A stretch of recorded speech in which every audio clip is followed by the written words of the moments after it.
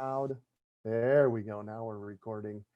And now I have to go back and share my screen. Excellent. Who are you? Who are we? There we go. Awesome. Welcome everybody. Greg Peterson coming to you from the Urban Farm. And I'm here tonight with Miss Janice. Janice is coming from? I'm at 2 Peas in a Pod, which is the name of my little urban farm in northern Phoenix. Nice. And tonight we are going to be talking about what you need to know after you purchase your fruit tree. So the before class, quite honestly, there's a lot of great information on the before class, but if you're buying trees from us, you don't need to know most of it unless you want to know most of it. This class, what you need to know after you buy your fruit trees, and the class, the next class we give on extreme fruit tree care, those two classes are absolutely imperative. You absolutely have to have them. Yeah, so, I wanted to say the before class is why it's so important to buy from somebody like us. Go ahead. Well, that's what it does. That's why you want the before class, because it explains why it's so important to do it the way we do it. All right. And then the after and the care help you do it the way we teach you to do it. Bada boom, bada bing. All right. All right. So now we're going to jump in. Let's see here.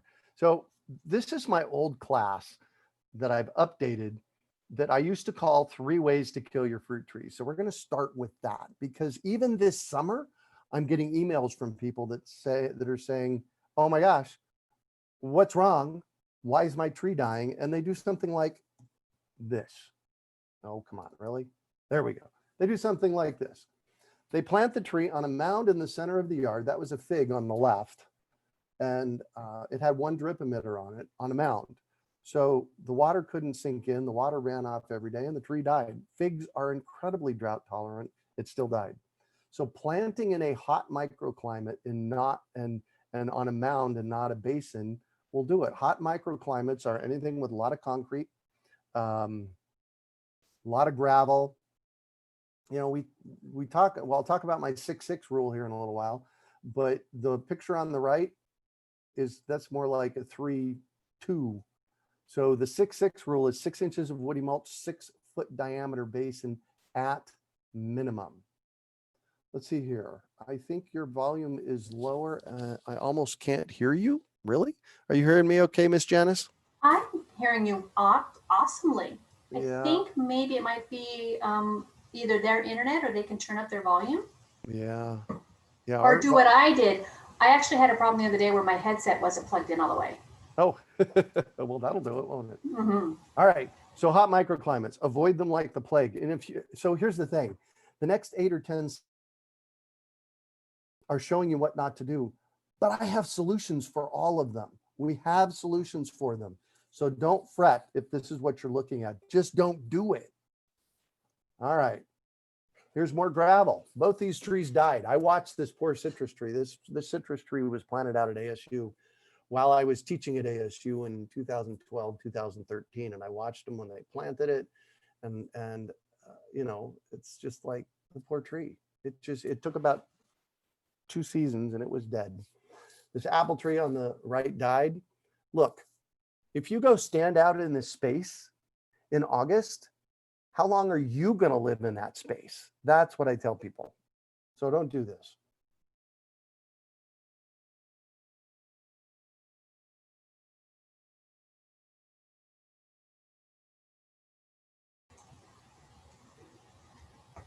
Uh-oh. On my side, it froze. I can't tell if it's me or if it's anybody else. All right, so I hope I'm not interrupting, but if you can't hear Greg and you can't hear me, would you throw something in chat? Oh, all right. Well, I'll try and take over while he kind of sees what he's doing.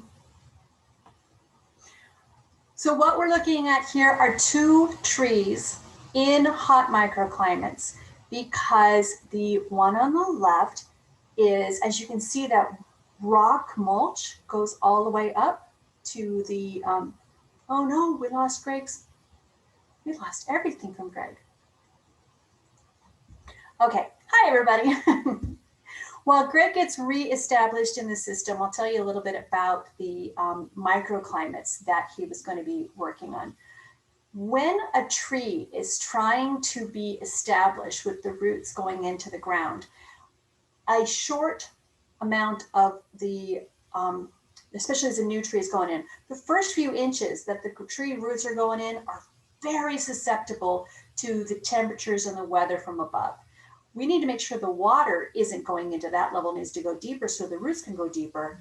But even if you have nice deep roots, what's happening on top of the ground is going to majorly affect what is happening to the roots, because things like rock gravel, which is very, very prevalent here in the desert. I'm not sure who came up with this idea, maybe because it's clean, but putting rock gravel right around the tree is going to, oh no, Greg's internet, is going to make sure that the, it has a somewhat deserty appearance, but it collects the sun, it collects the heat, and it dries out that soil. And the microorganisms that are so important to healthy soil, they're just not going to survive in a desert microclimate in the heat that is going to accumulate and stay in that soil. Now, for those of you who are here in Phoenix, you know that we had one tremendously hot summer. We had so many hot days, over 110 degrees. Our soil did not even have the cool nights to cool off with. And the rock that was sitting on top of the soil was collecting the heat and helping it stay hot. So Greg, you go ahead and get your video set up, and you can hear me catch everybody up while you do that. All right. So while Greg was talking about that picture, those two trees that were sitting in that hot microclimate, those rocks that were at the bottom of the picture right there, right up close to it, collecting the heat, they're keeping that ground hot, the sun is radiating in on it, and it just kept it going. So what we're trying to teach is to help you pull back and remove all that rock as possible and create a basin. And if you think about how wide a tree wants to be, you're going to want your basin to be that wide too. So those roots, as they start to go out and go down, are going to be living in a section of soil that is going to be comfortable to them. And they can't be comfortable when it gets to be, what, 127? Is that what you measured in your soil one day? Because I know I did that on the top. Oh, no, it was 140. Oh, who wants to live in 140 degrees? Not my fruit trees. Right. So I'll tell you what, I'm just going to go take a break now that my internet's back up. The internet went back down. You're doing such a great job. Except I can't forward the slides. Oh, well, there you go. Well, okay, let's be honest. You have been teaching this class over and over and over again, and I've been sitting in the background. I've been doing my own experimenting in my yard. That's why I got this. That's true. That's true. Well, thank you for jumping in. They're doing upgrades to our internet here in the neighborhood, and they've told us over the next 48 hours we're going to have outages, short outages. So, all right, I'm on alert. I'll jump in if you need me. Good job. All right, cool. So thank you, Janice. She's amazing. You'll see her at the lot this week. All right. Thanks for the patience on that, everybody. So planting in pots. I had somebody contact me today via email. They wanted to buy the biggest citrus tree they could get a hold of that they could keep in a pot that would make fruit this year. And I basically told them, number one, we don't have that for you. Number two, if you're going to find that, it's going to be $1,200 to $1,500 for a 36-inch, 30 to 36-inch pot. And good luck. Things in pots in the desert, they die. They just cook. The roots cook. So try not to put them in pots. The picture on the right here, all the little white, the vertical white things in the background were fruit trees that were planted and didn't make it. It's just too dang hot. For this one on the right, what I would have done with this one on the right is I would have put a foot of woody mulch throughout the entire space, because what we need to do, and I'm going to talk a lot more about this, what we need to do is build healthy soil. And a big way to build healthy soil is to add lots and lots and lots and lots of organic matter. So Let's see if we can get back on track here. All right. Oh, drip irrigation. If you have a tree with one drip emitter at the base, you're going to kill it, most likely. It's giving a half a gallon of water a day, so it's not getting, your tree's not getting a good deep water, and yeah, it's just not going to work. We have solutions for you on that too. And this is still too hot. I thought I had one here with weed whacker damage. Maybe I don't. You know, they did the woody mulch thing here, 6 inches of woody mulch, but the block walls still too hot. Block walls, you know, another thing, that looks like a citrus. No, that looks like an apple there. I'm not sure if the apple made it, but the two on the one on the left and the one on the right did not make it. Just too hot. We need to put shade over them. And I got a perfect picture for shade here in a little while for you. Not quite right. This is a pruning technique that works really well, but if you look, it's just, they didn't follow our directions. And I love this next tree. So that tree is rootstock now. The top died back, and that is not a 6 foot diameter basin, and that's not 6 inches of woody mulch. You kill your trees by cooking them or by overwatering them, believe it or not. Sometimes underwatering, but more often than not, interestingly, overwatering kills the trees. All right. I love these pictures. These are 2 different pictures that people sent me. Even the grass won't grow up on the berm. So don't do this. All right. No western exposure without growing shade. This is a picture that came out of a garden consult that I did about 3 years ago. And they wanted to know why nothing would grow in that garden bed. This is a western facing exposure. So if I walked up against that wall, turned around with my back to the wall, I would be facing west. Everything just cooks in that bed. What I told them is they needed to plant shade, but the pool's in the way, so they very well couldn't put shade there. And then what I told them to do is just fill it in, make it cool decking, because it's just way too hot in that bed to do much of anything. So you're kind of getting that it's a heat thing. Here's the string trimmer picture that I thought of. This person emailed me and said, is this tree going to make it? So, all right, now you got it. Watch for string trimmer. Don't plant straight in grass. Avoid heat. That's really the bulk of what happens when we kill trees. Overwatering, underwatering, we cook them to death. So first thing you need to know is about my 6-6 rule. 6 inches of woody mulch. I don't mean 3 inches. I don't mean 4 inches. I mean at least 6 inches of woody mulch. That's probably 6 inches there, maybe. 8 inches is better. 10 inches is even better. Jake Mace, our buddy over at Longevity Gardens out in Tempe, used to live there.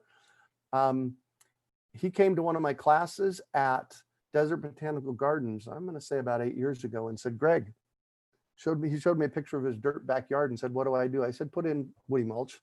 And he actually put in 3 feet of woody mulch. And what that does at the interface between the dirt and the woody mulch, it makes incredible, absolutely incredible soil. And really what we're trying to do with the woody mulch is mimic nature like it happens in a forest. So in the forest, leaves fall, sticks fall, animals come along and poop. And before long, we get this really nice soil building process that is going on. Really, really important. The other thing that it does is in the winter, it keeps the soil a little warmer. In the summer, it keeps the soil a little cooler, and it acts like a sponge. It acts like a sponge so that it's holding onto the water for you. Really, really, really important. So minimum 6 inches of woody mulch, minimum 6 foot diameter basin. That is my 6-6 rule. So in the fruit tree program, I have rules and I have guidelines. The rules you follow. If you do what I tell you to do with the rules, your likelihood of success is going to go up dramatically. What you plant in the planting hole, which I'll talk about a little later, That's a rule. Just saying. Okay, here's one in the dirt. I'm pretty sure I have one in grass here coming up as well, but here's one in dirt. This is a nicely planted tree doing well. It needs shade. And so I coached them to put shade in place. All right, so what's the solution? Plant properly and understand soil. So everybody get a pencil, write this down. Go to Netflix, watch a movie called Kiss the Ground. I've had multiple people tell me to go watch it. Heidi and I watched it a couple of weeks ago. And one of my friends said, Greg, this is what you've been preaching for years. And it is. And I watched it anyways. It was a great movie. It talks about building healthy soil. So you have to have a cursory understanding of soil. Don't skip on soil and nutrients. Do not skimp on soil and nutrients. Plant the tree at the correct depth. Add lots and lots of woody mulch. You're going to get tired of me saying that. I promise you.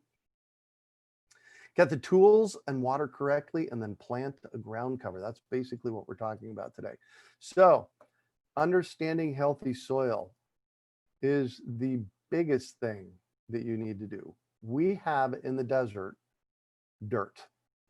Now there's 5 components of healthy soil. Dirt is one of them, but it's highly compacted. It's got lots of micronutrients in it, but without healthy soil around it, you can't do anything. You're not going to be able to grow anything. Excuse me, I need some water. So really the solution here is adding lots and lots of organic matter. And we're going to talk about multiple ways to do that. So 5 components of healthy soil: dirt, airspace, water, organic matter, and everything that's alive in the soil. The good news is that all you have to do is add lots and lots of organic matter over and over and over again. I have this apricot tree in my front yard. It is thriving. And I put 6 inches of woody mulch at least once, probably twice a year, in the basin around it. And when I was digging in the basin today, 2 inches down was still woody mulch. 3 inches down was beginnings of soil. 4 inches down was this nice soil with all kinds of white fuzzy stuff in it. That's good stuff. That's the mycorrhiza. That is the stuff that the trees thrive on. So let's see, this is what dirt looks like. You have lots and lots of dirt in your space. And don't buy dirt unless you need to build berms or something like that. So dirt is a real important. Water and airspace are kind of self-explanatory. Water gets to, can get in through the airspace. I'm a big fan of letting weeds grow in my yard. People kind of look at me funny. Weeds are pioneer species. They show up first. They do the heavy digging for us. And that weed on the right, if I cut it off just below the green top, the root rots in the ground, adding organic matter right in the soil. Just saying. Now, this is not for all your weeds, but just something to pay attention to. All right. So let's talk organic matter very quickly. When you're buying soil, grab a handful of the soil, and like on the left picture here, if it looks like woody mulch or mostly woody mulch or a mixture between what I have in both of my hands, if it has more than about 10% of woody mulch in it, it is mulch. It is not compost. Don't let them sell it to you. The planting mix on the right, you look at it, it looks like dirt. That is, the planting mix goes in the hole. The woody mulch goes in the basin around the hole. 2 really important concepts. I'm going to talk more about woody mulch. This is the white fuzzy stuff that I mentioned a moment ago about the tree, the apricot tree in the front yard. That's it. That's what it looks like. If you have that, you're doing really good. I finally have mushrooms growing in my front lawn. That's also good. So just know that. This is a Mineola tangelo that I planted for my sweetheart about 6 years ago, and it is about 5 times the size. is covered with fruit this year. And in big part because of my 6-6 roll, 6 inches of woody mulch, 6-foot diameter basin. Now, you're looking this one at the right saying, oh, Craig, come on, that's not quite 6-foot diameter. Here's the thing about this. You do the best with what you got. If you don't have 6 feet, if you have 6 feet, fill it. If you don't, do the best with what you got. Plus, this space doesn't happen to be a very hot microclimate. It's a cooler microclimate. Part of the reason we want to do lots of woody mulch is to keep it cooler. So, do the best you can with what you got. This next tree, I love this one. This is paid for shade. This was a 6-foot diameter basin, 6 inches of woody mulch. I know this house that this went into. It got shade cover over the top. So it got shaded, and it grew from a single stick to this in 6 months. Just saying. All right, here is the planting in the lawn. So let's see here. I'm sure I have one without the brick border. I do. I have one without the brick border. This I put in my front yard. I put what I call weed walls, because in my front, I have flood irrigation, and in my front yard, we have Bermuda grass. And so I put weed walls in to keep the Bermuda grass out. And what a weed wall is it goes down about 16 inches of concrete, and then I cap it with a red brick, just like I've done here. That's the apricot that I mentioned that has the really nice soil in the basin. And so this is one way of doing it. And again, that's not 6-foot diameter, but it's in a cooler microclimate, and I'm doing a really good job of building healthy soil underneath it. So this is like 4 years ago. This is 2 years ago. That's Kismet, my pooch, who is laying right there. And even 2 years farther along, this tree is much bigger. Now, one of the guidelines I talked about in the last class, and I'll talk about more later, is keeping the trees small. That's a guideline. Rules you follow, guidelines are, this is a pretty good idea. So apricots work really well as a larger tree if they're in grass, because when the apricots fall off of the tree, those are the best ones to eat. They hit the grass and they don't bruise. So I'm actually growing this tree out so that it'll be a shade tree for my front yard, and it makes lots of apricots. So there it is in the lawn. One of the things that I want you to do in your lawn is do a 6-foot diameter basin. And usually I go down 6 inches as a divot. You plant the tree in the middle on a mound. We talk a lot about that in the next class on tree care, extreme tree care. And so there's a moat around the tree, and you fill that moat with woody mulch. This does 3 things for you.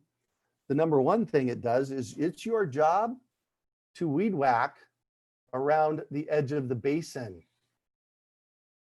so that you're not getting the weed whacker close to the tree. Number one. Number two, if you are on lawn sprinklers, you have to deep water your tree. If you lawn sprinkler a tree, it will likely kill it because it's the wrong kind of watering. You need to, and I talk about this in the next class a lot, you need to fill that basin and fill it until you get a good deep water on there to bring the roots down. Really important. And the third thing it does for you, well, this is the second thing it does for you still, is that by putting the woody mulch in place, it protects the roots from the sprinkler. So your sprinklers come on 3 times a week, 4 times a week, watering your lawn. It stays in the top woody mulch, and then you deep water your tree. So, and then the third thing it does is it builds healthy soil for you.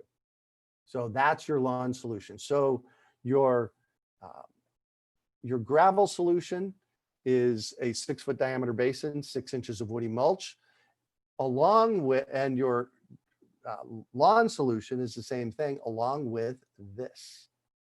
Maybe, there we go, along with this. So I learned a few years ago with the help of our buddy Ryan and Janice. They were doing some experimenting. And so I went and got one of those temperature pointer things. You point at the ground like they're doing with our foreheads whenever we go into a store now. And what I found was that it was 140 degrees in August at ground level. It was 120 degrees, 6 inches down. Good luck growing anything in that. That ground cover in the back is sweet potatoes. Sweet potatoes, underneath the sweet potatoes, it was 89 degrees. That's the difference between your tree thriving and your tree dying. So plant some kind of ground cover. We give away, this is Kismet again, and those are cowpeas growing in that basin. We give away cowpeas in January. For sweet potatoes, go to the grocery store, buy organic. You have to buy organic sweet potatoes, cut them up and plant them in February. And before long, you will have, and you plant them down underneath the woody mulch in nice soil. Before long, you will have a nice amount of ground cover, plus you'll be able to get sweet potatoes. So, all right, here's some examples. These next two examples came from people that I didn't ask for. These are people saying, oh my God, Greg, look what happened. So this is front yard, January 2017. They put 6 inches of woody mulch throughout the entire space. There's a pomegranate, a jujube, a mulberry, a couple of jujubes, a mulberry, a Barbados cherry. All right, notice the date, January 2017, June 2017. This is in 6 months, guys.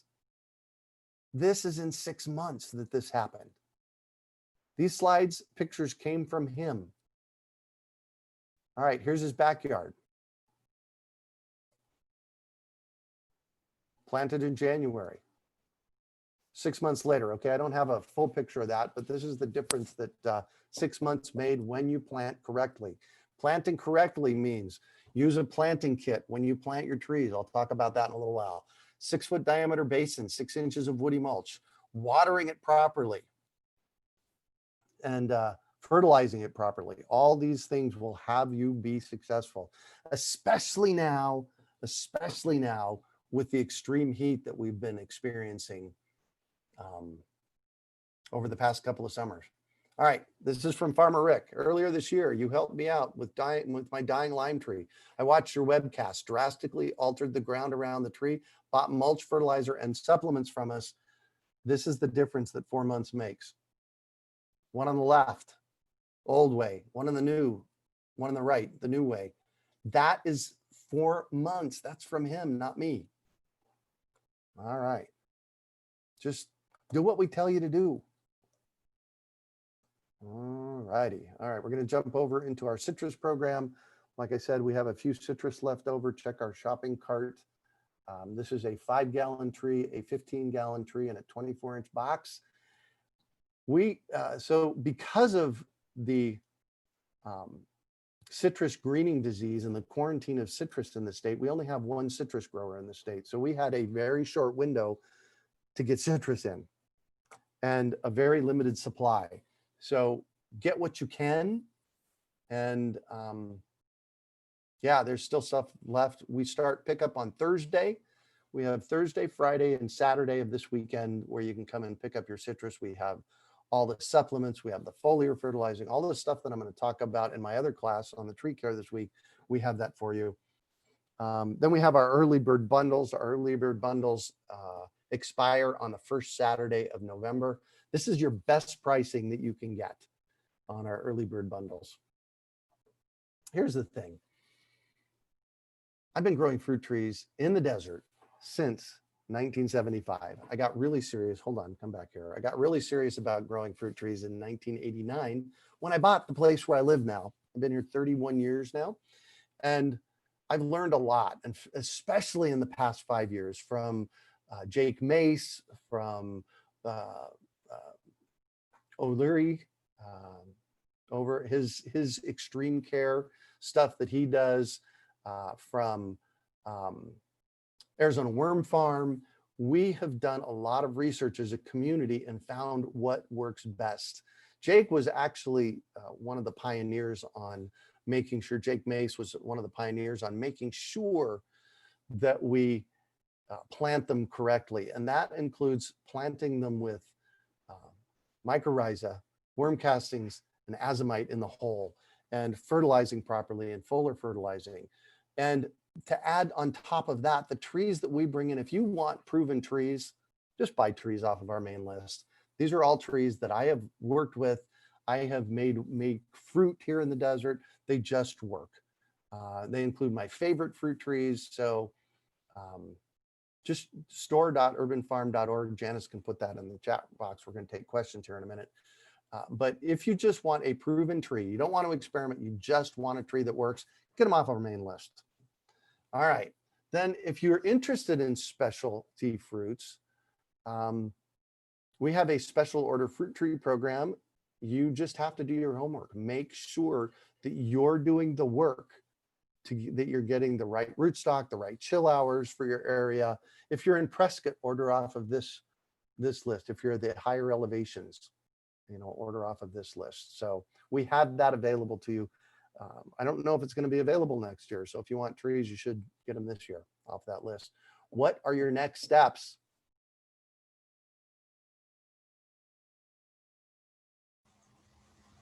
Oh no, did he freeze again? So close. Yep, looks like we lost it. All right, what are your next steps? Well, you're going to join us at the nursery to pick up your trees. We're going to be open on the 15th, 16th, and 17th. Now, one of the things that we've done with this is we've set it up so that you, actually let you see me so you're not staring at nothing. Hi. So we've set it up so that when you go to the lot, you have two choices. You can either set us up, you can check in with curbside pickup, where you've come in, you check in with us, and we have to have the line. We're just not ready for anything else besides that just yet. You check in with your name, we'll pull up your order, we'll start the process, and then you can go wait in your car and we'll figure out a way to get in touch with you based on some sort of description. Still working that out. This is a lot of change for me. And then if you have a preference to actually pick out your trees, you let us know. We have another way of doing that. And our tree crew will take the orders in the order received and start getting yourselves ready for that. Then we'll pull your orders and we'll bring them out to you, or we'll let you help pick your trees out. Beyond that, one of the things that you need to do is to start getting your trees ready. Your holes ready. So the citrus are in pots, so it's not super essential that you plant them the same day. That is an absolute for our deciduous bare root trees, but for the potted trees, you've got a little window. We would recommend that you plan on putting them in their new home within a few days to a month at the max. If you're not going to leave them if you're going to leave them in a pot, put them in the new pot as soon as you can. If you're going to put them in the ground, then a month. But you have to take care of them extra careful while they're in that temporary pot, because that small pot has fast drainage and it will still warm up even in the temperatures that we're having right now. So that is, I wish I could see his slide to remind myself what else he wanted to talk about. The holes. I was away for a moment, so I'm hoping I'm not going over something that he's already talked about. The holes need to be square. For the citrus trees that we have right now, if you're going to go to a nursery and you pick up a 5-gallon or a 15-gallon, it's not really those sizes, but it's what they use as the measurements. What you're looking at is you're going to want about a 2-foot by 2-foot square hole. And in that hole, you're going to have it about the depth of the pot. So 12 to 18 inches, depending on the pot that you get. The soil that came out, you're going to mix that 40% of what's left in the soil. You take that, put it in your wheelbarrow, moisten it down, throw in some planting mix, put that together, put it really good, and put your planting amendments in.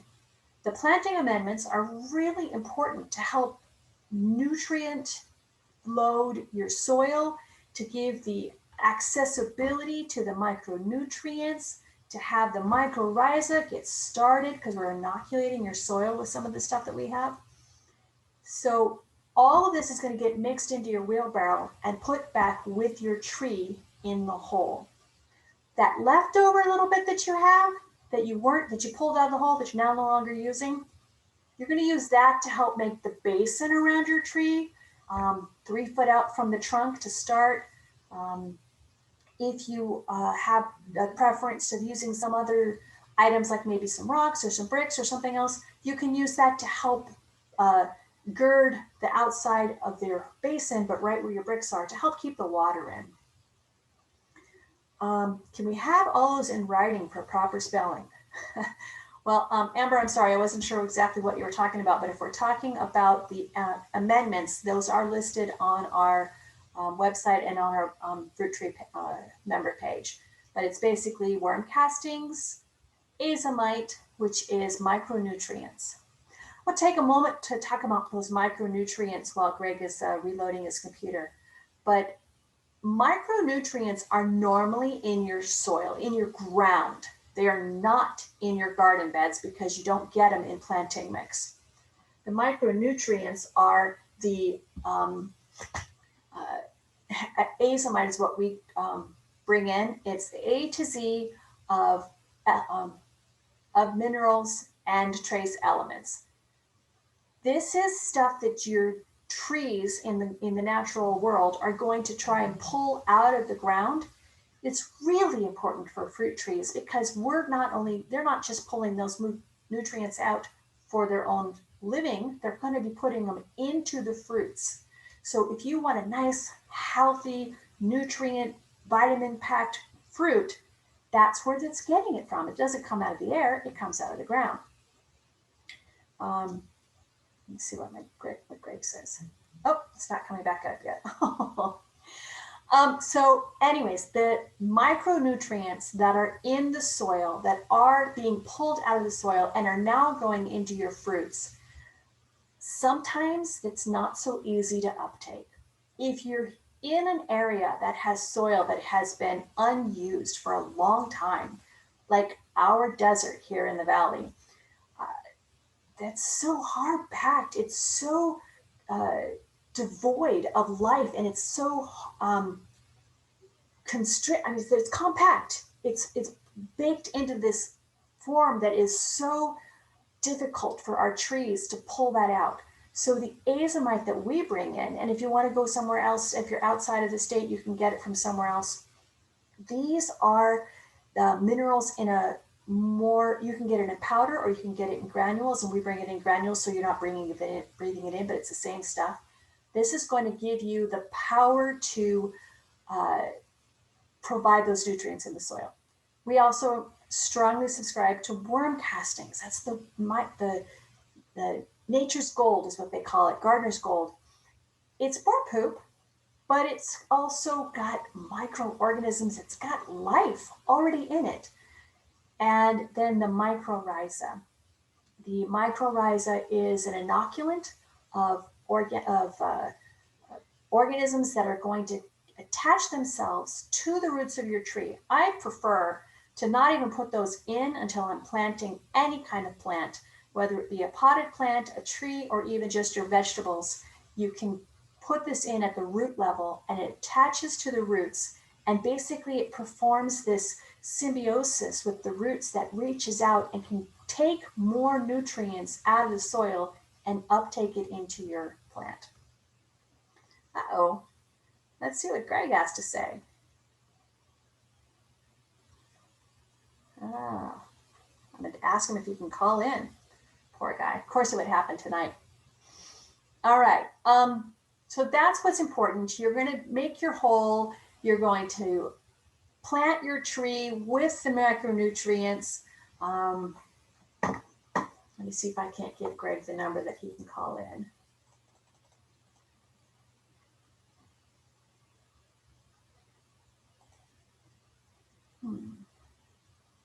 Oops. Give me just a second here while I look this up. I'm going to send Greg the number and see if he can do this.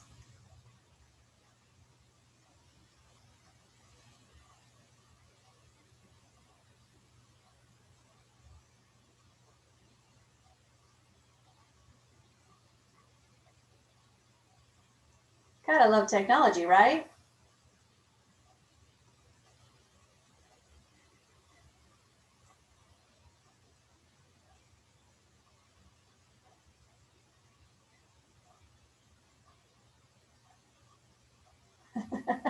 I'm usually good at multitasking, but this is, all right, there we go. I sent it all to him.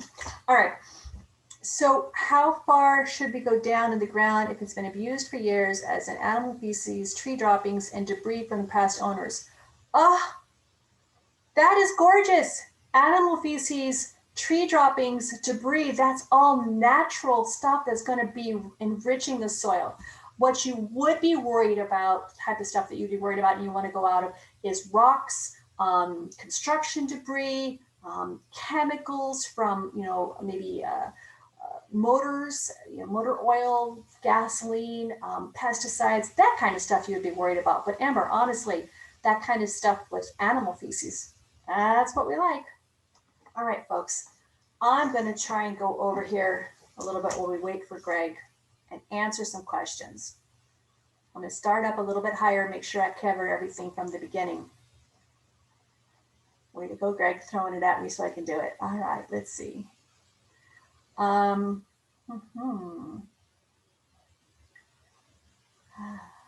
Okay, good. We got past Greg's volume issue. And I want to tell you one thing. We had somebody who had a large order that couldn't take it. Their timing wasn't right. And so they gave us back the trees. We've got some extra ones, including some cara navels, yum yum. I mean, I can't eat them, but everybody else tells me that they love them. Well, if you hadn't heard this yet, I'm actually allergic to citrus, so I can't give anything on that one. But I can grow them, I just can't eat them. All right. Skip. This is all about the issues. Are the drip ones okay for regular plants and herbs? Amber, yes, drip lines are okay for regular plants and herbs.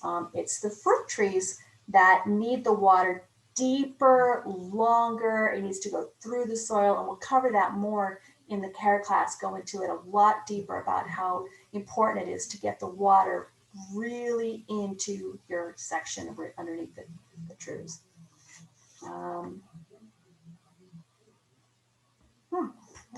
Are you in? Let me see. I think I got Greg as a participant. Okay.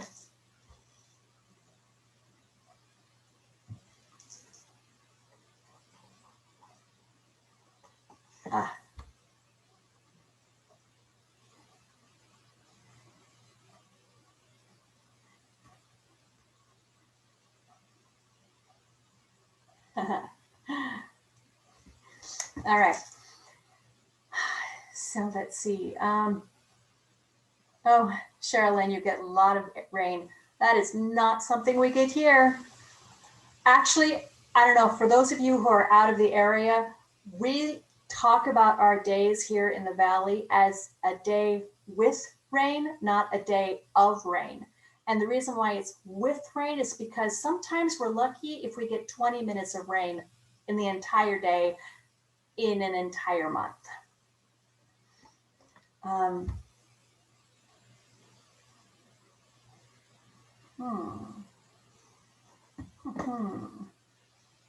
Well, Greg's having trouble getting in. We're just going to do the best we can.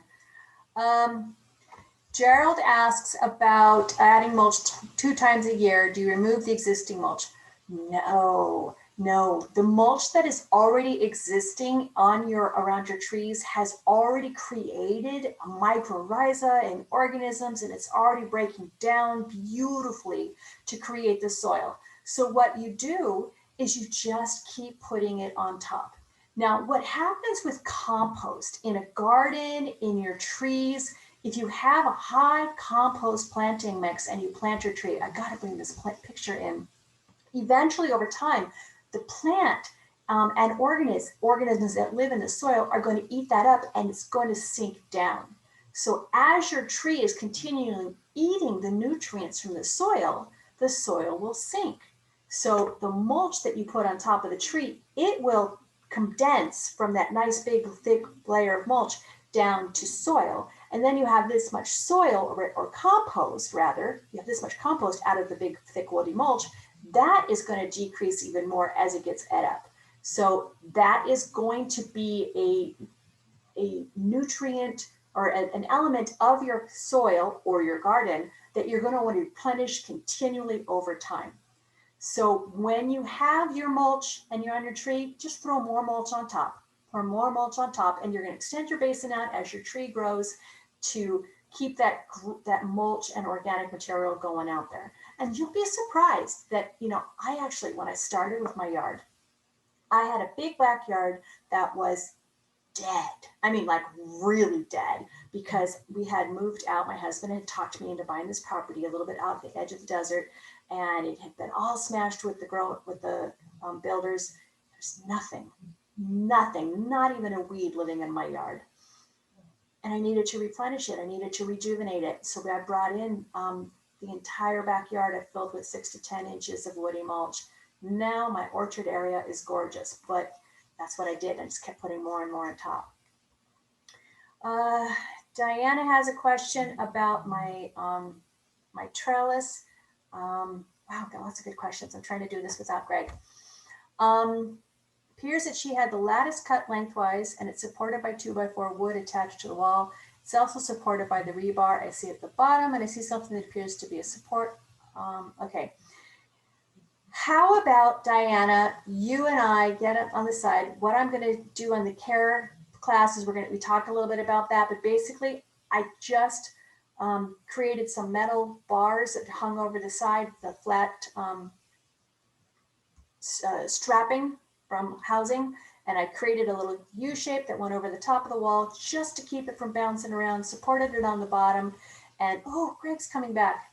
And what I did was I bought trellising that was cut in half to start with, put that on the bottom and the top, and it worked nice. The rebar was an attempt that we didn't need. Hey, I'm back. Oh my gosh, you're loud too. Oh, sorry. Yeah. I can whisper. Oh, well, Sorry about that. We just have we were given a heads up that the internet would be up and down the next day or so. So yeah.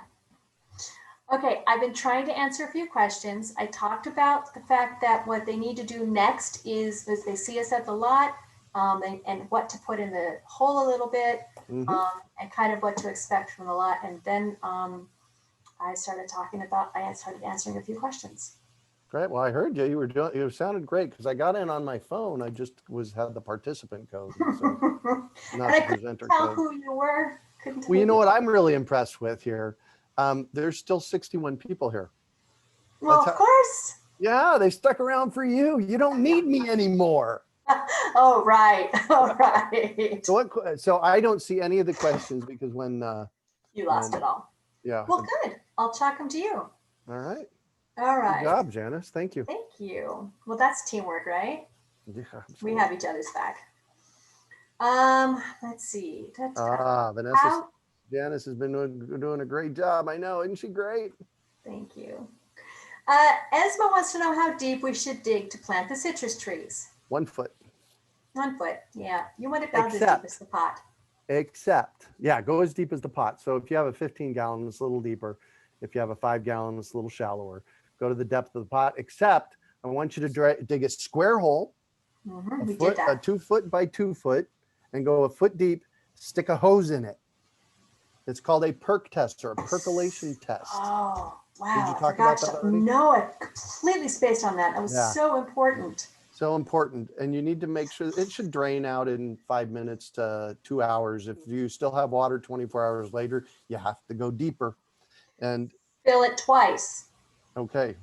And if you go deeper and it's still full of water the next day, then you email Janice and say, hey, what do I do about this? And she will send you some articles that she wrote because that's what she did at her place. Yeah. That problem. First time I did my perk test, I knew I was in trouble. It was taking a long time. It ended up taking more than 5 days. Yeah. Oh my gosh. Chris Marino is here. Isn't she down in the Philippines? Yeah. Yeah. Welcome. Yeah. Good job. Okay. Brian, Narita, and Marianne want to know, where are you located to go and buy the produce? We don't sell produce. We sell fruit trees. And actually, let's get one thing straight here. We focus on education. Yes, thank you. The fruit tree program is our side thing that's just gone crazy big because people want it. But Yeah. year round, we're education. Part of the year, we're fruit trees. Exactly. So, do we answer that? Joyce said she still has water in the hole, but it's just been since 3, so you're good. You're jumping to questions at the end. Let me go through my line. Oh, well, I want to. I'm going to ask you. Al wants to know if we have another brutally hot, long summer. What do we do? So was that Al? Al? So Al, the brutally hot summers are here to stay. I've been studying biology and science since the 1970s, and they're here to stay. The fires are going to be more. The heat's going to be hotter. The storms are going to be harder just because, and I won't start preaching here, but we've exceeded the carrying capacity of the planet, and the planet is, it's getting out of balance. It's coming back. So we do have come back, just not for a while. Yeah. So what you do is you come to my care class, which is, when is that class, Janice? You would ask me that. I think it's, yeah. Oh, no, that's my favorite class. My favorites are on Wednesday. The care class is next Monday, a week from tonight. You definitely come to this class a week from tonight on extreme fruit tree care. Here it is in a nutshell, though. Shall I give it away? Super quick, because we have a lot of questions. All right, cool. Here it is in a nutshell. Plant correctly, fertilize correctly, water correctly, and foliar feed at least once a month, every month. That's it in a nutshell. Go. We'll tell you how. And that answers Terry's question. Will we cover feeding in a future class? Yes, we will. A week in the care class. Somebody asked with the men, I don't know the name on this one. Will the amendments go in the 2-by-foot hole? Will the roots go past this into the soil as it grows? Yes, absolutely. Yes. Bailey's has a 50-foot pine tree that suddenly turned brown and died. It's going to be chopped down. Can she use the mulch from that tree, even if it could have been a disease that caused that death? Yes. So if she's in Phoenix in the low desert, what killed it was a borer beetle. Yes, absolutely use the mulch from that. Yeah. Without a doubt. Joy says my square hole is about 3-by-3. Is that going to work? Absolutely. George Brookbank wrote a book in the 1960s on gardening in the desert. I have a copy of it around here somewhere. He showed a backhoe digging a 4-foot by 4-foot by 4-foot hole to plant his fruit tree in. Oh my gosh. The reason being is because we have hard soil here. If you're digging it up and adding organic matter to the hole, that's going to loosen up the hole and the roots are going to be able to grow better. So really the truth of the matter is that the minimum size hole is 2 foot by 2 foot by a foot deep. The bigger the hole, the better.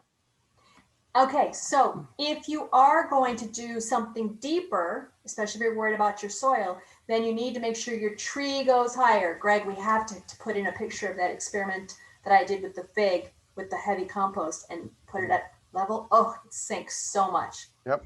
We're going to show that one. Dina wants to know, how is planting mix different than organic compost? So the planting mix has organic compost in it.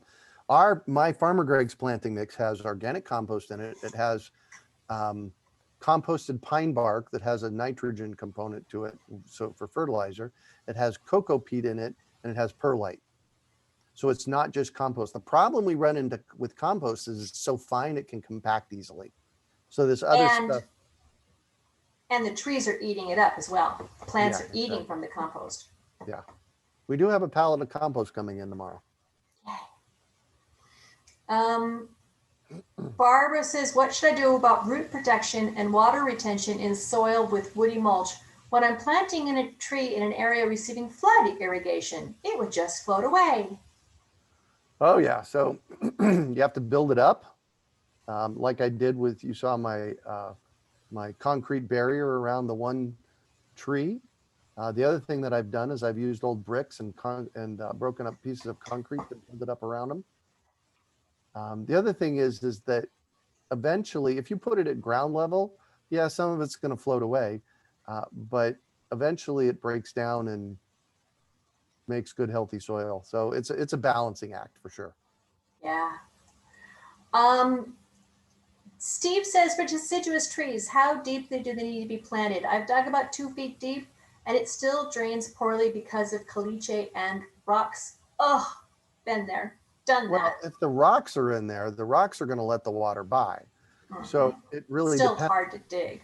Right. It really depends. If you have a pond after 24 hours, that's a problem. If you have caliche and you put the, hose in it and it's, it drains out within 8 to 12 hours, that's fine. It's going to work. Steve, you can always look on our member page. There's some of my writings, my articles there on what to do if you have caliche, how to work around it.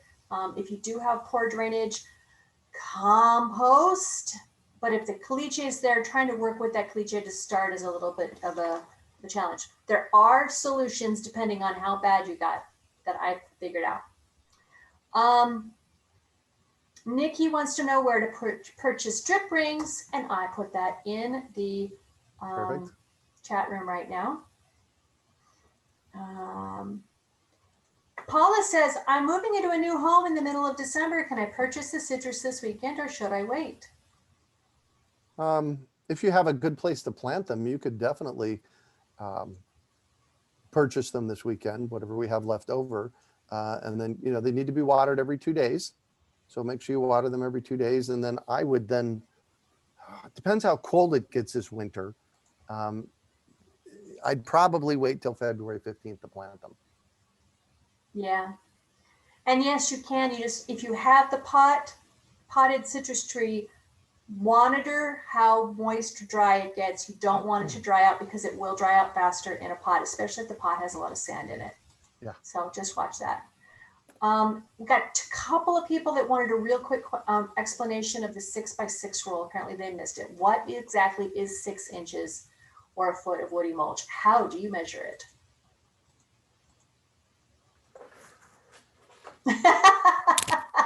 Uh-oh.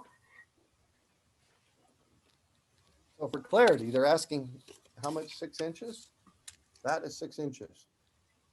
Go backwards. Go back to your face or your shoulder or something so we can see it. So 6 inches of woody mulch is 6 inches of woody mulch. I didn't quite understand the question other than that. Well, there's 6 inches deep of woody mulch and a 6-foot basin. A 6-foot basin is about 3 foot out from your trunk of your tree. That's right. The 6x6.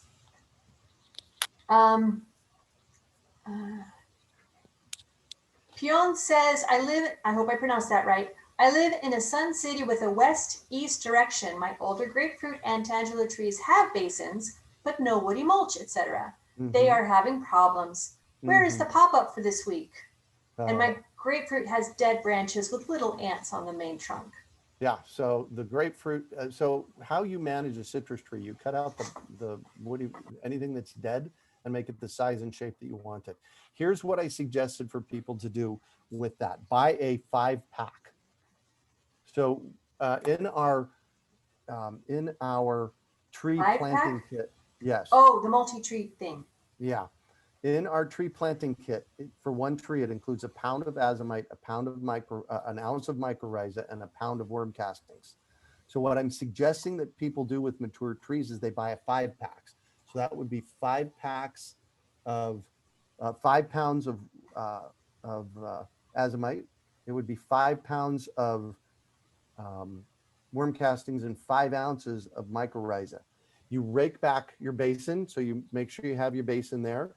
You spread all of that in the basin and water it in, and then add your woody mulch. Right. And then cut out anything that's dead in the tree. And to answer the question, where is the pop-up for this week? First, you go to store.urbanfarm.org to order your mulch, and then that's much easier to get in and off the lot. And we are located on 7th Street, about a third of a mile south of Camelback. This is a borrowed building. We're not there regularly, but we'll have some signs up. We'll have a tent outside and probably a nice long line for Yeah. depending on what time you come by, and that's how you can find us. Afternoons Or or, go ahead, or you place can an go, order online. yeah, urbanfarm.org/nursery location will show you our map and our hours and what's going on. All right. Somebody asked where to get plant starts. I saw that fly by. Yeah. And Rose is at Uptown Farmers Market on Saturdays. What about putting shade cloth over a citrus tree? Yes, absolutely. You need to do that. Yep. You just don't want it resting on the tree. You want it elevated above the tree. Oh, right. I did this a few years ago. I put a tent over the tree and I killed it. I with tried shade cloth. I tried tenting my peach tree from insects, and I tried one that was a little bit bigger, and then one that was resting on it. The one that was resting on it didn't like it. Okay. See, here's the thing. I am growing my trees, and I'm doing a lot more experimentation because it's just my husband and I. Even though I've got all the trees, and the kids aren't quite ready to be eating everything, and my neighbors are loving me, but they don't really want all the fruit that I'm willing to share. So I get to do a lot of experiments. Mhm. That's some of the stuff that I'm doing. Dale, good question. How far away from the trunk should the mulch be? Don't put it up against the trunk. Often what I will do is I put bricks in the way so it's not up against the trunk. However, if you plant the tree right up on the mound, if you're still planting it, plant it up a mound with a moat around, it's not a problem. Got it. Let's see, what else do we have? I hope we're getting everybody here. Oh, Terry wants to know if she can use the dyed mulch from the garden store, or what is the best type. No. You want forest mulch? That's it. The dyed mulch has chemicals in it. The rubber mulch has chemicals in it. And then some. Cedar mulch is cedar mulch. I don't know why they sell it, except It's pretty. it's pretty, but it has a thing that will. It's naturally resistant to bugs. Yeah, exactly. Yeah. Diana wants to know what the URL is of the member support page. Let me grab that sign up link on that. Actually, you know what? I'll post that in the chat You'll box. post it. That's the next question. Okay, well, let me really quickly tell you that if you're trying to find the member support page, if you've lost the URL, if you haven't bookmarked it, you can go to urbanfarm.org on our courses section and go to the login page. Our courses login, our member, fruit tree member login, it's the same place to find the student portal. And if you are already buying something from our program, we have a little tag that goes to your email, and your email will automatically give you access to the member support page for the fruit tree program. All right, it is 6:10. I'm running out of juice, so let's I can do it without you. I know you can, actually. Good job. Can we plant citrus tree near a west facing wall? Well, it depends. If it's a super hot microclimate, like gravel and concrete and like that, it's, it could be tentative. Yeah. You know, I had a lady that called today. We were talking about where to plant her citrus tree. Oh, you got a dog thing. Where she wanted to know about planting her citrus tree, where to place it, and she had a pool. And I said, well, listen, if you have a pool, you don't want your tree closer than 10 feet to the pool, because even if you did have a good tree space, you're going to be able to walk between the tree and the pool. So 10 feet will give you a chance to reduce the glare from the pool reflecting back up on the tree, and it'll give you some walk space. Paula wants to know, what ages are the trees that we sell?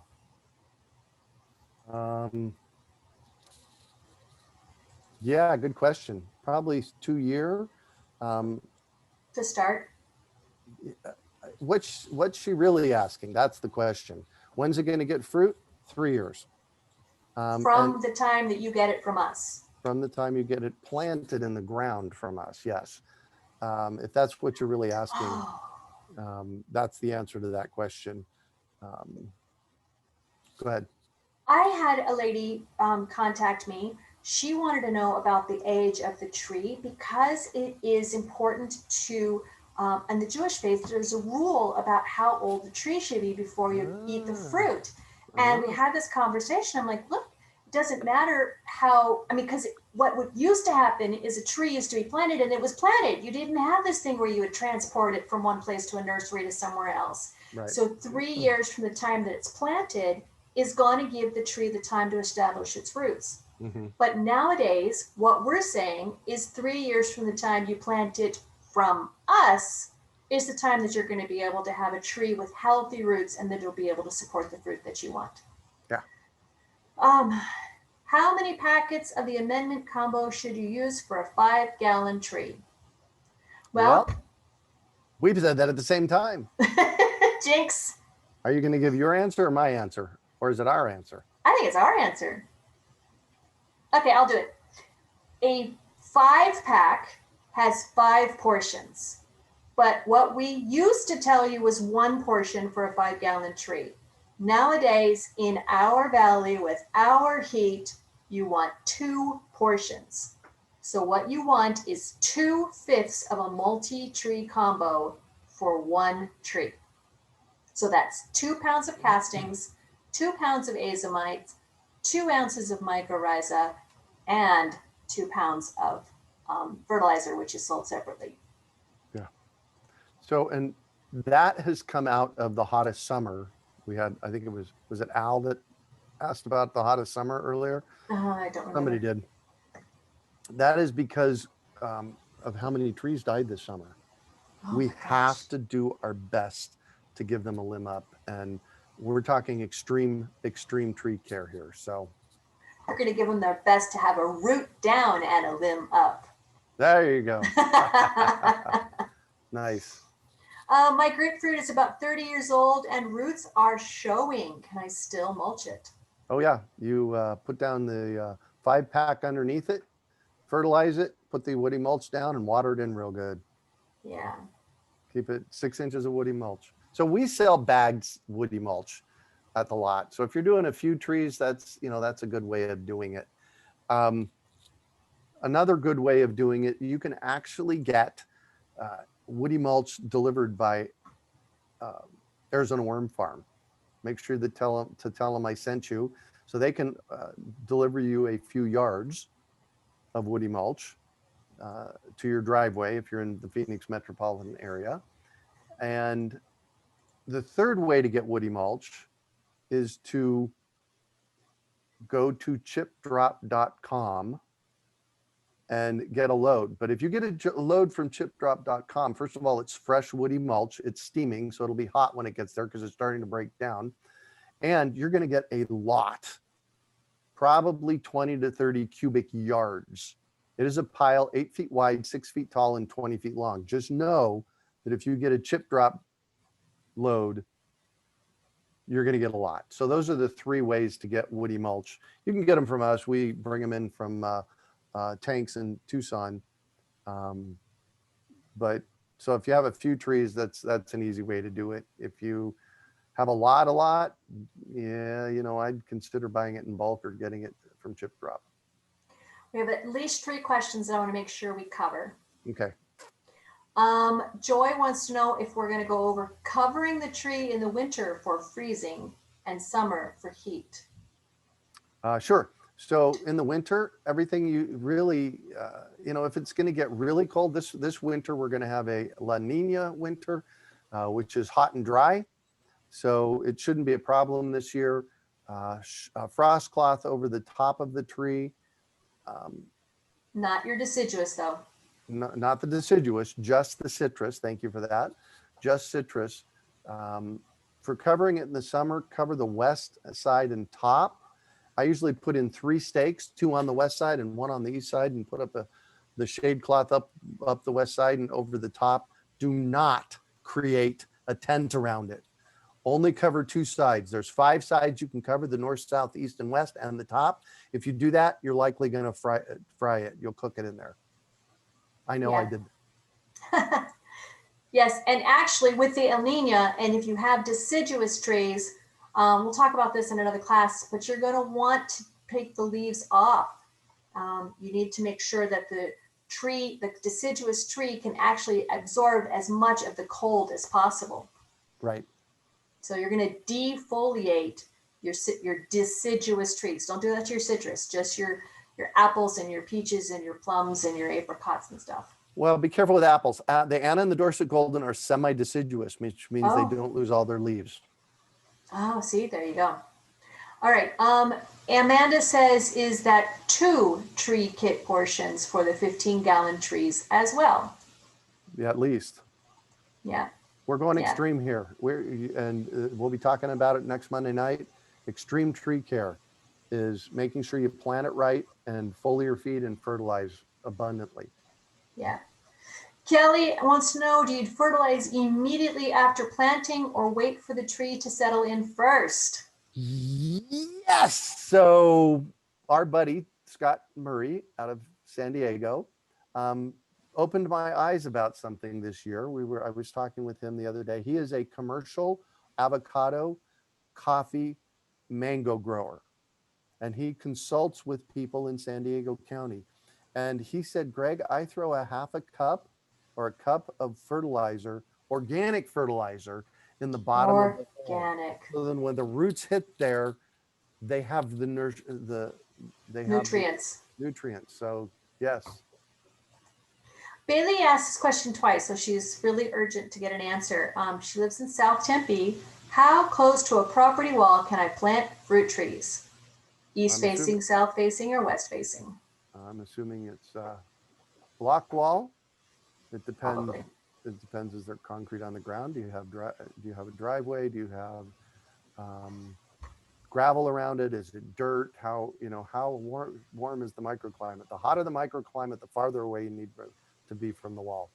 The cooler the microclimate. So I talked to somebody today who had block walls, and they were on a flood irrigated lot, and I'd plant a tree 4 feet from that block wall because it's a cooler microclimate, albeit there is a tree. It also depends if you want to get around behind your tree.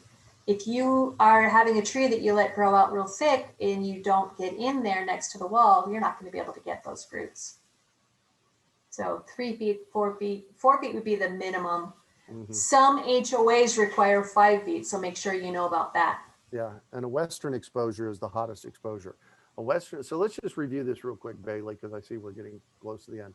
Eastern facing exposure gets sun from sun up until noon. If you are standing against the wall and looking east, that's an eastern exposure. If you're standing against the wall and you're looking west, that's western exposure. Western exposure is the hottest. Eastern exposure is the coolest. She also says it's a block wall and gravel. So that's the hottest microclimate. I'd probably do it at least 6 feet away. And get rid of the gravel. Yeah. I did see a question about the best place to get plants. I got Rose's email address. You can email Rose at this email address. She has some amazing plants that she and Chris, one of our buddies here in town, are actually growing out. Together. Plant starts. Diana wants to know how many years should the tree shade be in place? Until the tree tells you it doesn't need to be. Probably 2 years, as long as it's growing out and shading itself. That's the biggest thing. Yeah. Okay, folks, it is 6:20. You want to try something fun? Let's try one. Yeah. Monica Larson has raised her hand, and there's a button here that says "Allow to talk." That's you, bud. I can't do it. All right. So, Monica, do you want me to do this? If I do. Oh yeah. All right. Okay, we're trying it. If I don't, just be quiet, and I'll. Oh no, she says nope. Sorry. All right. Well, darn it. I was going to try a new. All right. Very good. Oh, hold on. I gotta. No. Yeah. No. Deanna. Oh, Deanna. All right. Let's try it. Are you ready, Deanna? All right. Is Deanna there? While She's muted. Disable talking while her hand chat. Oh, okay. You're gonna have to unmute yourself, Deanna. Okay, Good. can you hear me? Oh, yes. Yay! Oh my God. We Okay. learned something new today. I have my trees, I planted them, they're a year old, and I left the fruit on them this year, and I am so sorry. Did I kill the roots? No. What can I do to help that? What kind of trees? I have the 2 peach trees that you recommended, and the Dorset and the Anna Got it. apples. So you let them fruit this year, Yeah, and you took the fruit off after it was yes, ripe. Yeah. All right. yes. Just fertilize really well. Foliar fertilize. How are they doing? They are like bushes, huge bushes. Oh yeah. Then you're fine. Okay, thank you. Absolutely. Good job. They let us try something new. I was going to try and do that with you and get you to call in. Oh, there you go. All right, let's see here. There's a couple more. Arizona Place for Bulk Mulch. That is Arizona Worm Farm. They're at 19th Avenue. ArizonaWormFarm.com. There you go. Zach and Clark are over there. They're doing great work. We love the work that they do over there. And then Chip Drop is chipdrop.com. Yes, take starting now, take the shade down until March or April. Yeah. All right. Folks, thank you. Janice, oh my God, What? Janice, you rocked it. Thank you so much for stepping in. The internet in my neighborhood has been tentative, and I'm near 16th Street in Bethany Home. They've been having problems, and they promised us updates to it and outages. So that's what we're in the middle of. So you stepped in. I love it, and you did great. Well, I'm glad it's a class I've listened to a few times. Yeah, no, right.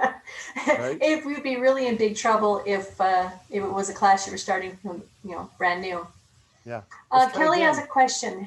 Can you come back? Guadalupe has a question too she's raising her hand. So I want to try that Okay, again. cool. Go ahead. Kelly says, can you come back to how much above grade to plant if digging a deeper hole?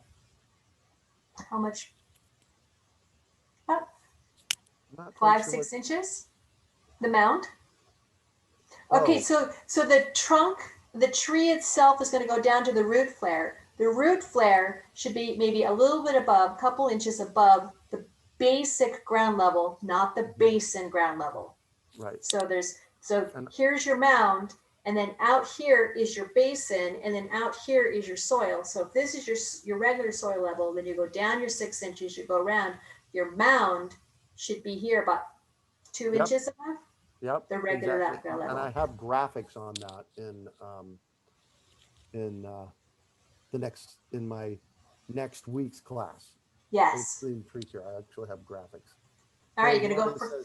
Gloria says yes. This was a great way to tag team. Yeah. So shall we allow Guadalupe? I'm allowing you to talk. Are you there, Guadalupe? She's asked to unmute. Hello, can you hear me? We can. Awesome. Hi, Guadalupe. Hello. Thank you all so much. Absolutely.